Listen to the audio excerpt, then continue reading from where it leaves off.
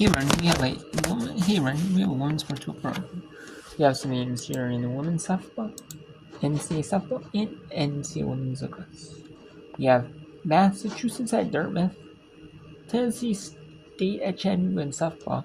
We have Boston University Colgate, UMass Lowell and Dartmouth. There's a lot of games in lacrosse time because the lacrosse season ends now, or the regular season is, and then we have the conference tournament play going on now before that, and then it'll be the conference tournaments next week in the week, before the NCAA tournaments next week. Tomorrow there's going to be a lot of games on too. Here there's going to be the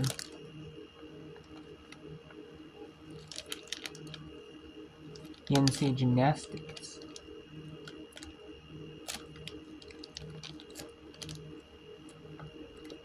And there are two teams on at once. And then we have two matches, Jacksonville, Costa Rica, Denver, Cora. And there's a bunch of softball in conference play too much. Usually that's not the case. And then there's a bunch of conference play on. There's some non-conference, but there's also some conference, but they're not conference play. So I'll show you all that as well if I can, when I can. So.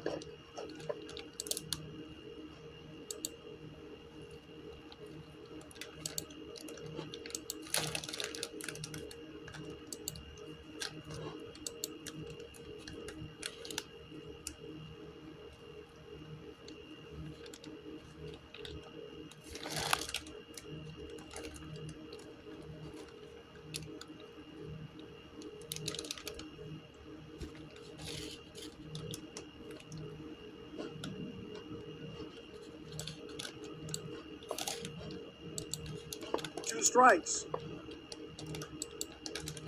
Fagan's pitch to Stevenson. In Dartmouth, it's not the best weather in Dartmouth here.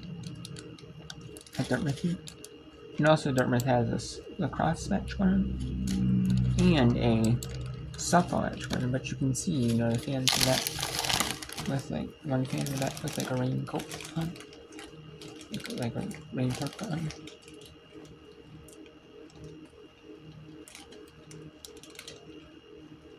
And that's ball 4. Dartmouth South trying to get a win. UMass Lowell is 10-24. Dartmouth is 15-13. Dartmouth normally plays less games in sports.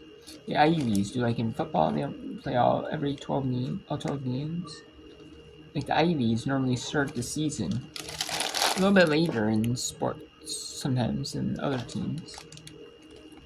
Like in football, the FCS football, I don't believe they get all 12 games in. Or they just don't have a bye week. And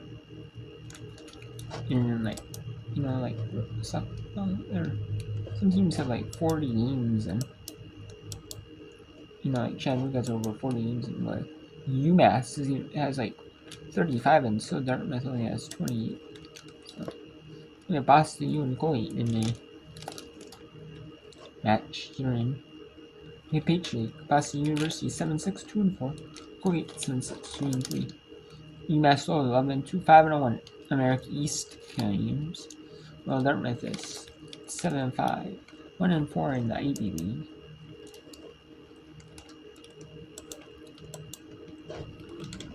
Right at the knees. That's a strike.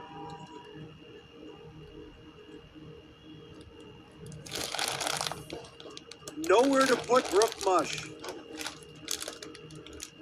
Base is full for the Minute Women. They have rallied. Can they complete the comeback? 2-1 pitch. Strike 2. Fourth time the inning, 1 strike away. Rachel McCarroll warming up in the Dartmouth bullpen in case they need her. Wow.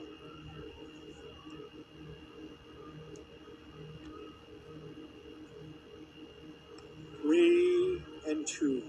The runners are going to be off with the pitch, so a base hit's going to score a minimum of 2, possibly 3.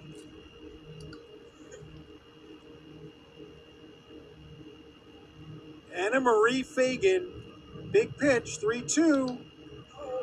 It's a walk and through, and they're all tied up 7-7 here in the 7th inning. And the walk sends home a run, but doesn't send more than the run. Thank goodness for Dartmouth.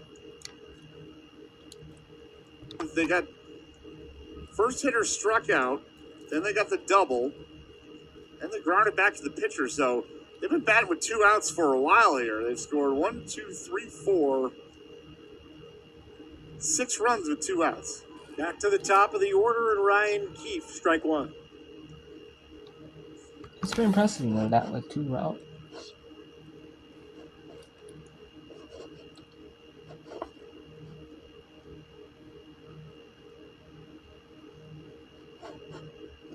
A ball, it's 1-1. We didn't think it was going to come into play, but no lights here at Dartmouth Softball Park, so We have another hour, maybe. we'll play all night if we have to, Bob. Here's the pitch. 1-2.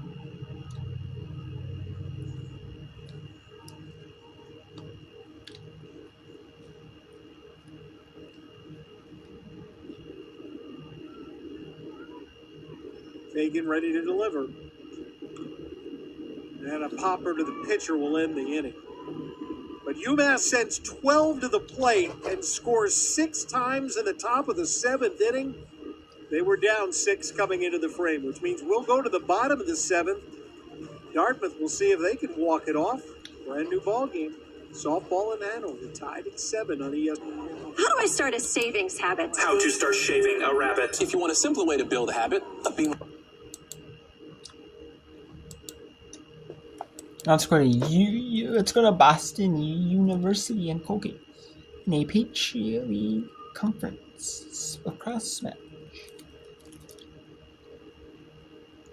Colgate with the lead here.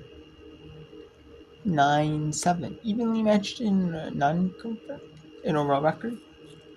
Colgate is 4-3 in non-conference. So Boston University is 5-3 in non-conference. So they're on the game apart. 1 game more better record for Boston University records. Colgate has a game worse record.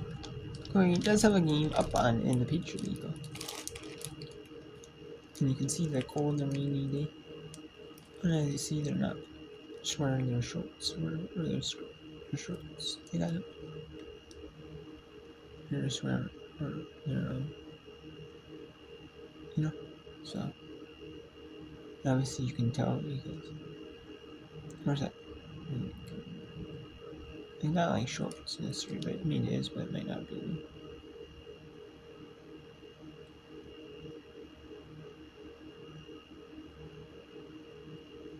Maybe a lot more than that. Most of the players are, not all of them, but not are. Now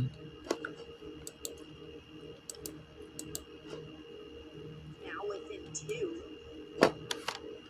Stevenson once again moving this ball with quite some speed. Splitting the double inside. Geddes with the goal, and BU is fired up. Split that double team so perfectly and then place it right low. We are getting Colgate's defense with these skip passes. They're dodging from one corner of the 8. Time out. Colgate, their first of the game. We got Chattanooga up in the top of the 5th. Or the bottom of the 5th here. Tennessee State against the University of Tennessee at Chattanooga. 30-11. Chattanooga is either 8-3 in Southern Conference play. While Tennessee State's 20-3 team, 10-7 in the Ohio Valley Conference. And UMass wants to get a win here, or force the 8th inning. I mean, they've gotten no lights here at the scene, so they've only got like like till about 7:30 Eastern, maybe 7:30, 7:40 Eastern, before it gets called due to like the weather, due to like daylight.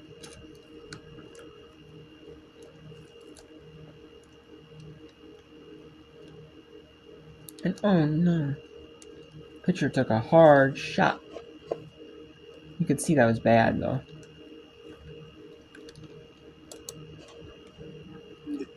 Layla Hennessy goes to third. You know, the pitchers, a lot of them, not all of them, but a lot of them wear that mask, Bob, because you're so close to home plate. And just no time to react on the screaming line drive up the middle. And I think we're going to step aside here. Be right back, 7-7 in the seventh. Hey, baby. Is that him? Okay, so now to our Dartmouth. The Dartmouth lacrosse scheme. I don't think a lot of people are out though because of the colder temperatures here. I mean, yeah, the spring, it's kind of one of those, you know, where it could be like, depends where you are, especially in the up north up here. And I've noticed that too here. Up here. It's not super warm out, but it's not super. It's like warm some days, and like colder some days.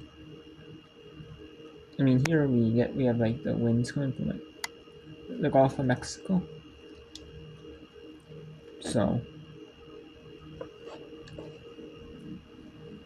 you know, it's like a little warmer than, you know what I mean. It's a little warmer, but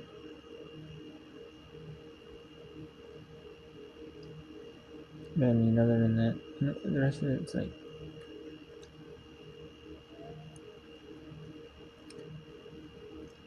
But yeah.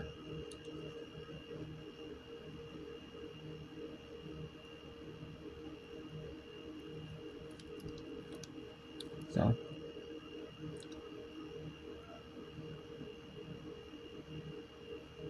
And it is kind of raining here too, so it's not the best weather, but.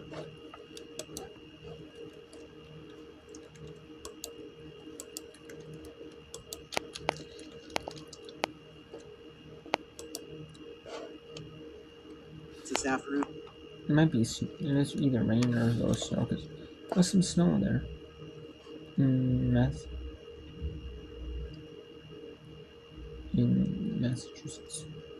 In New Hampshire, at northeast. So.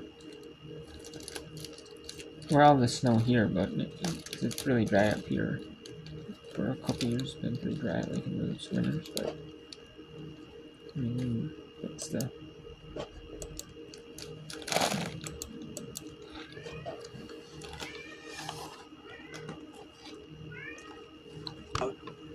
And that's the only runner that matters in a 7-7 game. It's an area where Dartmouth has Play often been infield in, grounder to third. They hold the runner at third and no throw to load the bases. Yeah, Thormeyer tried the okey-doke there, faked the throw, trying to catch Hennessy napping, but good heads-up base running by Hennessy not to get off the bag and get herself out.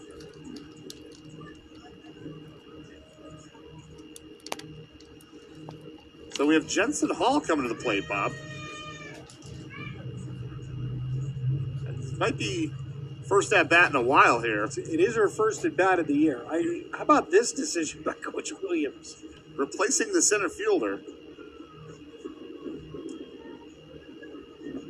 I don't think she'd go to center field.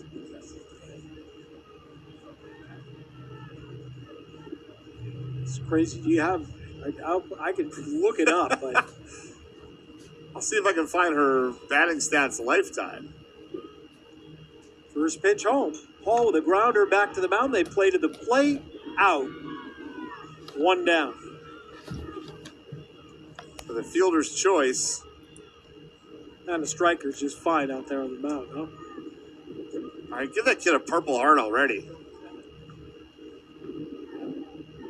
Has to make the play at the plate. Throw wasn't perfect. Catcher has the base. And it'll be up to Fabi Cerda. 3 hits today for Fabi.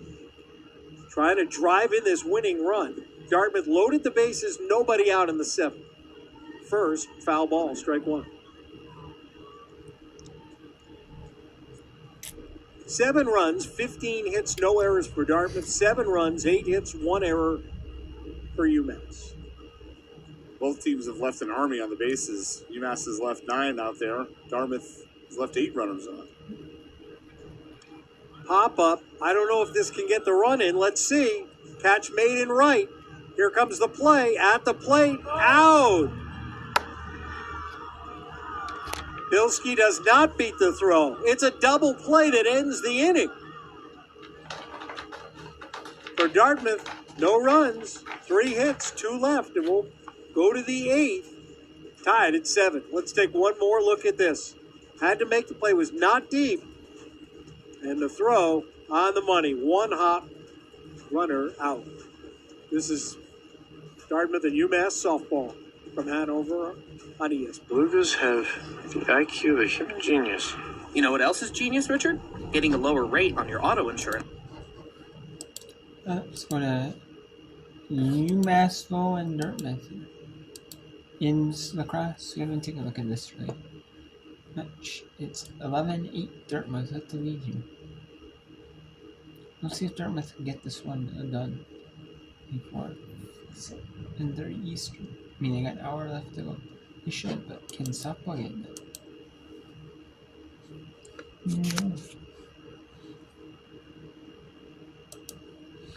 A couple of games ago against UMBC, set the program record with 9 points in a single game.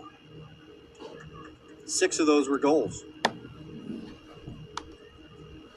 She's continued to build on top of a phenomenal first-year campaign.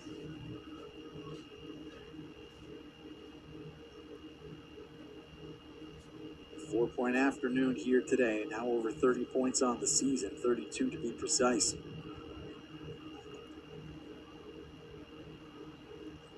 You mentioned those numbers doing so in limited time. Draw control win for the Big Green. Kendall working it ahead. Bennett will carry it wide as Dartmouth will change out personnel. It's an interesting game here today because for as large as the lead has been for Dartmouth, it's been all the way up to 5. For as much as they seemed in control of this game, this is still gettable for the Riverhawks. Just a 3-goal deficit with just under 4 minutes to go here in the 3rd quarter. But they've got to start at this end. That was a critical draw control by Maya Kendall. Work back up top. This is Maya Desmond. They'll clear some space out. Desmond working to the 8. Desmond lets go from distance, but Kuhn makes another stop. 1 save off of her career high. If not for the play of Kuhn and net, this game could look a whole lot different right now. Foul whistle down against the Big Green, so restart coming here for the Riverhawks.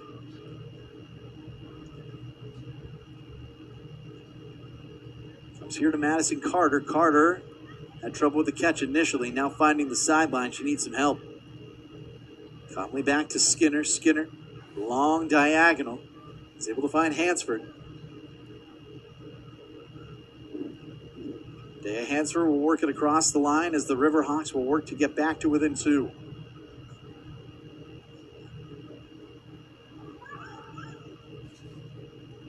Hilbert was free for a moment.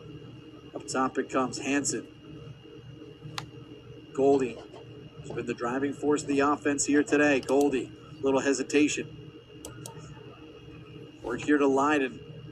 Leiden dancing behind the crease. Flipping to Catlin. Catlin can't find space. Well, Okay, so let's go to Tennessee State Chattanooga here. Chattanooga leads Tennessee State 4-0.